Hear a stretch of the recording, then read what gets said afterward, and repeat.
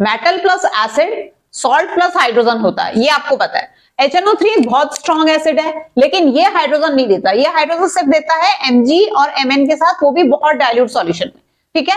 तो ये क्यों नहीं देता, क्योंकि HNO3 एक बहुत स्ट्रॉन्ग ऑक्सीडाइजिंग एजेंट है, जो भी हाइड्रोजन निकलती है उसको ये वाटर में ऑक्सीडाइज कर देता है, ठीक है। दूसरे नंबर पे है Na2CO3, एक बेसिक सॉल्ट है। तो जब भी ऐसा अगर आपका कोई होगा, इस तरह से आपका सॉल्ट है, बीच में से तोड़ो, पहले वाले पार्ट में OH लगाओ और दूसरे वाले पार्ट में H लगाओ। H2CO3 एक वीक एसिड है और NaOH एक स्ट्रॉन्ग बेस है, तो ये बेसिक सॉल्ट हो गया। इस तरह से आपका जो NH4Cl है वो एसिडिक सॉल्ट है, क्योंकि HCl क्या है, स्ट्रॉन्ग एसिड है। ये वीक बेस है और स्ट्रॉन्ग एसिड आप कह लो HCl, HNO3, H2SO4, ये क्या है, स्ट्रॉन्ग एसिड है। वीक एसिड अगर आप कहोगे तो H2CO3 या CH3COOH, ठीक है। CH3COO Na को अगर आप तोड़ोगे तो ऑर्गेनिक वाला है, यहाँ आपको OH लगाना है, यहाँ H लगाना है, तब CH3COH आपका वीक एसिड बन रहा है। वाटर की इलेक्ट्रोलिसिस होती है तो हाइड्रोजन और ऑक्सीजन निकलता है ना, तो हाइड्रोजन जो है वो जाएगी कैथोड पे, ये आपका कैथोड है, ये आपका है एनोड, ठीक है। पॉजिटिव टर्मिनल से जिसको जोड़ा है वो एनोड। तो डायग्राम बनाते समय और लेबल करते समय ध्यान रखना।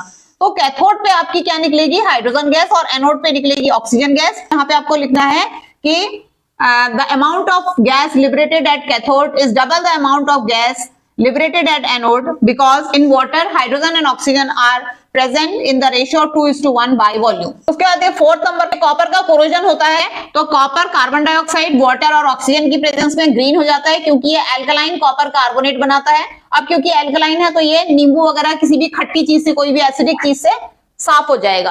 Calcium and magnesium float in water. तो मेटल जो होते हैं, जो ऊपर है रिएक्टिविटी सीरीज में, जो लेड के ऊपर, वो वाटर से रिएक्शन करते हैं, कोई ठंडे पानी से, कोई गर्म पानी से, कोई स्टीम से, तो उसमें हाइड्रोजन निकलती है। ये हाइड्रोजन जो है कैल्शियम और मैग्नीशियम में चिपक जाती है, जिसकी वजह से ये क्या करते हैं, फ्लोट करते हैं। इथाइन गैस को वेल्डिंग टॉर्च में यूज करते हैं। इथाइन गैस आपकी यह है CH ट्रिपल बॉन्ड CH, ठीक है ना। अब आपको पता है अनसैचुरेटेड हाइड्रोकार्बन सूटी फ्लेम देते हैं। एक्चुअली जो अनसैचुरेटेड हाइड्रोकार्बन होते हैं उसमें कार्बन का परसेंटेज जो है ज्यादा होता है, इसमें हाइड्रोजन और कार्बन का परसेंटेज 50-50 है, C2H2 है ना।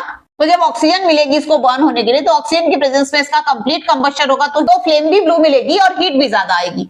Ionic compounds do not conduct electricity in solid state, yes, because जो आयनिक कंपाउंड्स होते हैं उनमें नेगेटिव और पॉजिटिव आयंस के बीच में इंटर पार्टिकल अट्रैक्शन फोर्सेस बहुत ही स्ट्रांग होते हैं, जिनको ओवरकम करने के लिए हमें ज्यादा हीट भी चाहिए होती है। जब हम उनको मेल्ट करते हैं, इसलिए boiling point, melting point high होता है, और इलेक्ट्रिसिटी कंडक्ट नहीं कर रहे, क्योंकि आयंस को मूव होना चाहिए, आयंस मूव नहीं हो पाते हैं। तो फिर क्या है, ये सॉलिड स्टेट में इलेक्ट्रिसिटी कंडक्ट नहीं करते, लेकिन अगर हम फ्यूज्ड स्टेट में, मतलब इसको मेल्ट कर लें या फिर हम इसको एक्वस सॉल्यूशन में इलेक्ट्रिसिटी कंडक्ट करते हैं। आज के लिए इतना ही।